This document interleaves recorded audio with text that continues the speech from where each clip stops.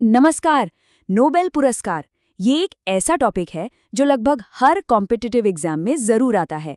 तो चलिए आज इसी पर गहराई से बात करते हैं और 2025 के विजेताओं के साथ साथ वो सारी जरूरी जानकारी देखते हैं जो परीक्षा में आपके बहुत काम आएगी। तो चलिए सबसे पहले बात करते हैं 2025 के नोबेल विजेताओं की। आखिर कौन हैं वो लोग और क्या हैं उनकी खोजें जिन्होंने इस साल दुनिया भर में सुर्खियां बटोरी हैं। आइए एक एक करके जानते हैं। शुरुआत करते हैं विज्ञान के क्षेत्र से। देखिए, फिजिक्स, केमिस्ट्री, मेडिसिन ये ऐसे सब्जेक्ट्स हैं जहां से सवाल बनना लगभग तय होता है, तो यहाँ जरा खास ध्यान दीजिएगा। एक बात जो यहाँ समझने वाली है वो ये कि ये पुरस्कार किसी एक दिन की मेहनत का फल नहीं होते। ये सालों की रिसर्च और टीम वर्क का नतीजा है।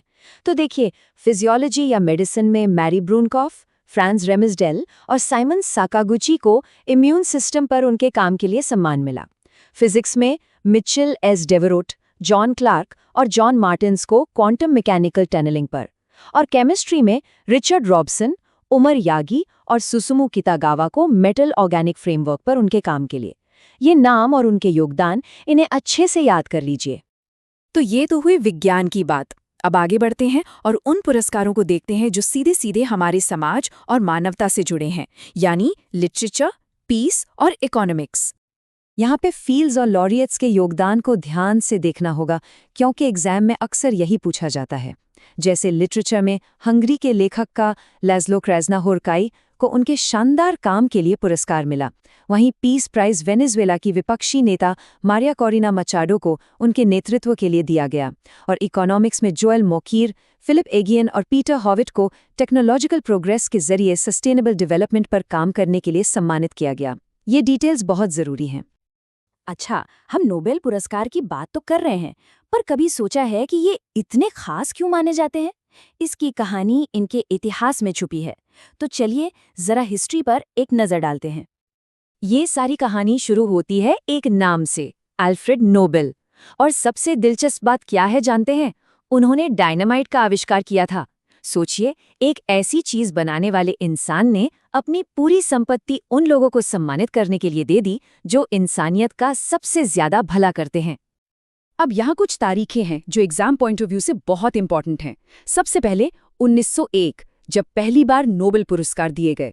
दूसरी तारीख है 10 दिसंबर, ये अल्फ्रेड नोबेल की पुण्यतिथि है और इसी दिन अवार्ड सेरेमनी होती है। और हाँ, एक और साल याद रखिएगा, 1968, जब इकोनॉमिक्स का पुरस्कार जोड़ा गया।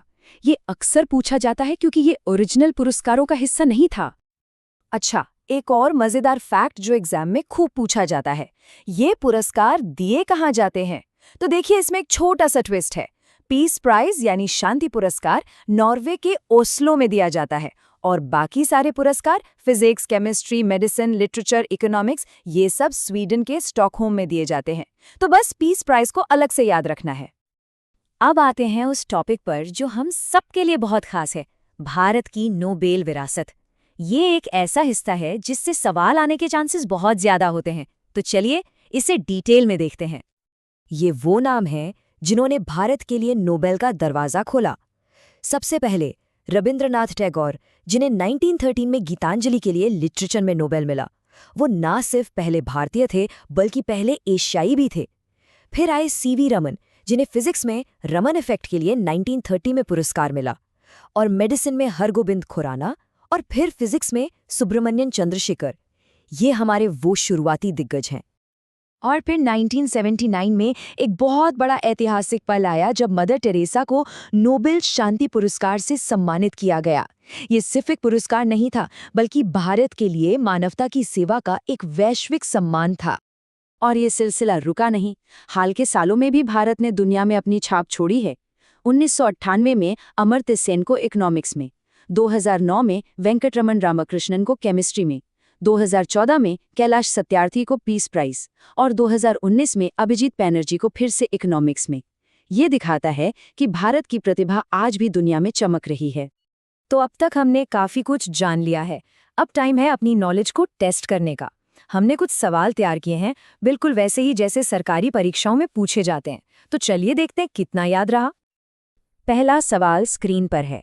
नोबेल शांति पुरस्कार किस शहर में दिया जाता है?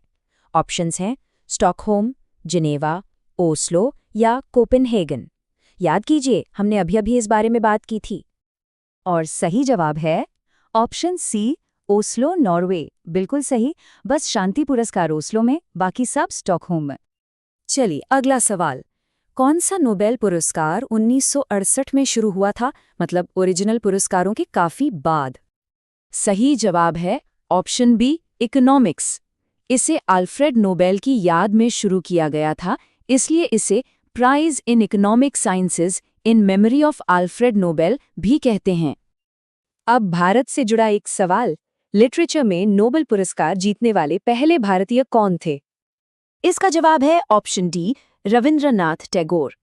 साल था 1913 और उनकी रचना थी गीतांजलि। ये पहले भारतीय और पहले एशियाई विजेता थे। अगला सवाल है, नोबेल शांति पुरस्कार जीतने वाली पहली भारतीय महिला का नाम बताइए। और वो थी ऑप्शन सी, मदर टेरेसा। 1979 में उन्हें उनके असाधारण मानवीय कार्यों के लिए ये सम्मान मिला। हम सबके लिए एक बहुत ही गर्व का पल।